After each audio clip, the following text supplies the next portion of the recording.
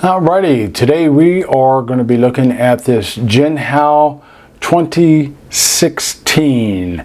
It's one of the Jinhao series fountain pens from Jinhao. As you remember that a little while ago they came out with the 2019, which is a huge pen. But anyway, so they make this, and it's a nice size. I think they also do the 2013. They came out with that too, which is going to be a little bit thinner than this, no doubt, but maybe I'll get that and review that sometime. Okay, so we'll go ahead and go over the parts of the pen. You know, it's just a basic shape, nothing, you know, out of the ordinary there. It's kind of, I guess you call it a cigar shape. And it's pretty much straight all the way down, starts to taper right here down to the body finial. And for the cap, it's just a very slight taper down to the cap finial. The clip, what you probably recognize more as a pilot style ball clip, and I would call it like a washer mount here. But typically on a washer mount, you're going to have a round portion that goes in and kind of sets beneath a. Keep this thing in focus. That sets beneath a little lip going around, and then comes out here. But this obviously is just starts with the same width of metal and goes all the way through. I think you can see that there, and then it screws down right in the middle of it. So that's kind of neat, be able to see the inner workings. And so if I say a washer style mounted clip, then just keep in mind it could be something like this. But anyway, it comes down, it's got the ball end there. It does have a lot of tension, but it is still very useful. You will probably need some assist with your fingers getting that open to get over your shirt pocket. Again, on the clip, it just says Jinhao right there at the top. And then coming down to the band, see if I can get it to where it shows it more. Anyway, you come around there, is Jinhao and Jinhao, and then on the back, number 9016. So just kind of a thin band, but it looks nice. And I think they did all the parts here work well together as far as keeping the clear acrylic and gold trim theme. These do come in other colors, and I'll spin those up right now. They come in clear, coffee, or an amber, red, white, and black, and all of them with the gold trim. All right, it takes, rotation wise, it takes 1, 2, about 2 3/4 turns to get this off. So you are going to have to, if that bugs you, that's just one of the characteristics of this pen. So anyway, we get that cap off, and then we'll take a look at the nib. It is a number 6 size nib, and I have a medium tip on this, and it has your typical scroll work around the edges, and then inside it has that Jinhao Chariot with Jinhao underneath that, and then it says 18 KGP for 18 karat gold plated. So obviously this is not a gold pen, because this thing, or a gold nib pen, because this thing retails for around $6. So it's kind of neat. You get here you have your basic plastic feed, and then that goes all the way into the grip there, and you can see the ink is already filled that up.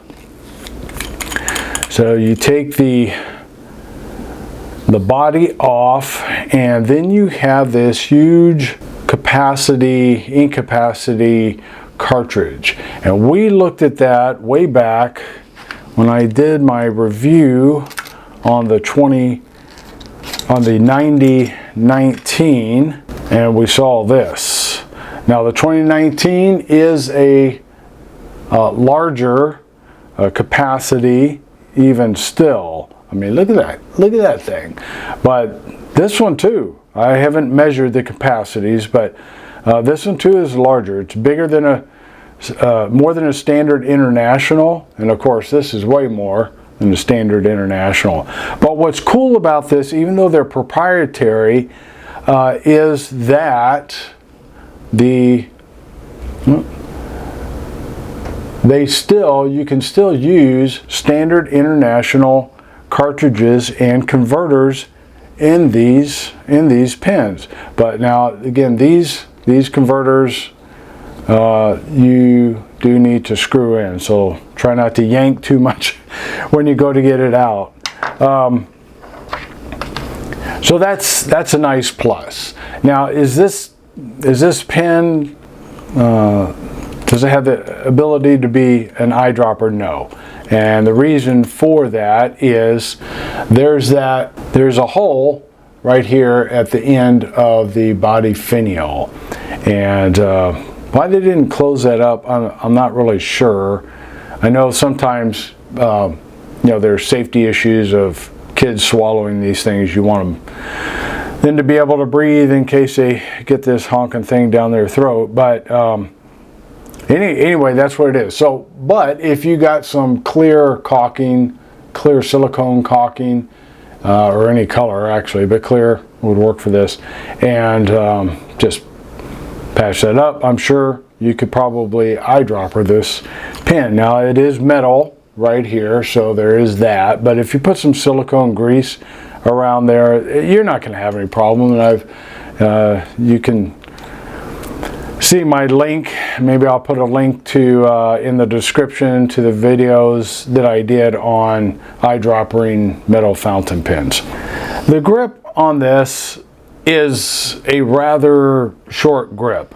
It's only 16 millimeters right here, and of course you can include the threads on there. The threads are not, they're hardly noticeable, but it's 16, but it is 12 millimeters in girth, so that's kind of a nice point. The size of this pen is again, is pretty typical. It's the whole length is 141 millimeters, and then 123 millimeters as you hold it unposted or uncapped and unposted. The body girth is 13 millimeters, which is it's a fair size. Posted, this pen, and it does post, and it posts securely, but with the acrylic, it does have that metal band to give some strength to the cap, but still I wouldn't go too tight. It does post, and it posts at 157 millimeters, which isn't too bad. I don't feel like it's sticking too far out there. And weight-wise or balance-wise, I believe it's very balanced. I feel that I usually don't post my pens, but this one I could write with it posted and I wouldn't hardly notice it. It does give you a little more length, because unposted, my first impression when I held this pen was, something's not just right. But it's fine. It's just a tad bit short here, but obviously it's not going to make a difference in my hand. Maybe it was a visual, maybe it's the length compared to the girth just doesn't seem right. I mean, if they would have made this another 5 millimeters long, then that should have been able to work. But anyway, be that as it may, that's what it is, and it's a comfortable writing pen, and I can write with it unposted, and it's and it's fine. All right, how about we take a look at some size comparisons here. Alrighty, here you have the Jinhao 9016 next to its Humongo brother, the 9019, and then you have a Pilot Metropolitan and a Jinhao X750. And here they are uncapped.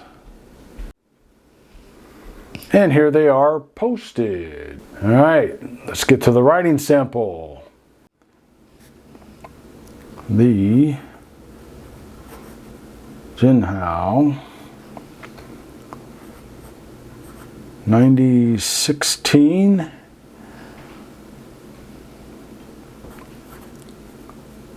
the Dao, and we have a medium nib.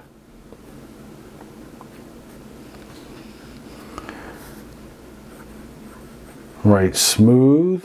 It's a very nice pen, a very nice writing pen. Very smooth. Wetness. Yep, it's got some good wetness. We are using Diamine Sherwood Green. One of my favorites.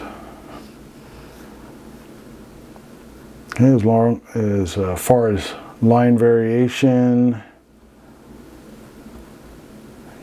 eke a little bit out there, nothing that great. It writes smooth in all directions. Again, very nice pen. How does it write under its own weight? I need to start putting this in on my review. So we lay it down and we pull and it finally starts flowing there. Okay, reverse writing. Very nice. Not scratchy and hardly any feedback. This is just really nice, and it keeps up. I was writing in my journal yesterday with this pen, and I went to spent some time on reverse writing, and it just kept going. No matter how long I went, it just kept going. Now, if I did a whole page, who knows? But anyway, but yeah, it's good and it's very smooth. I'm really impressed with this nib. So, all right, we'll be back with some closing thoughts. All right, what do I think about this pen? I think this pen is really nice. I haven't had any problems writing with it. As far as cons, it might be the turns, the 2 3/4 turns on the cap. You know, again, I use my cap in a pen holder like this, and so I just put it in there and then just use that basically as a pen stand for my pen. So I'm not capping and uncapping this all the time. So it's not for me, it's not a problem, but for you it might be. So just take that into consideration. The length of the body, as I mentioned before, I don't know what it is. Sometimes you hold a pen and it's like, man, this one works. Other times it's just something that's not quite right. And so that's the way I kind of feel about the body of this pen. Now, once I'm writing with it, I adjust. I don't know. Put in your comments, has there been a pen that you bought that right out of the box it just felt a little odd and you weren't sure about it, if you're going to like it, but then once you roll with it for a while, your hand adjusts, I think, to different pens. And especially if you got a variety in your collection, large girth, large length, small girth and length, and if you're using different sizes in the same batch, like maybe you have 5 pens inked up and you rotate through those, you're going to notice a difference. And so I think that might have been what happened here. But anyway, so I did notice that it was kind of an odd feel, and maybe it was the short section there, grip section, I don't know. But anyway, but once I was using it, it was fine. This isn't like the Platinum 3776. That pen really didn't impress me. It was much too short. And again, there's a sense in which I wish I would have kept that pen instead of selling it.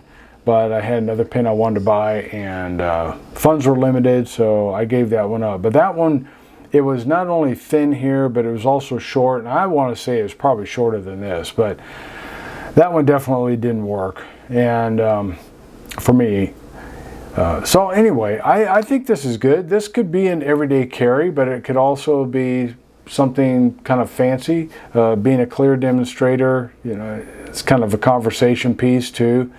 And so it's a pretty pen. It's hopefully it won't get too scratched up over time, but I take care of my pens, so I'm not worried about it.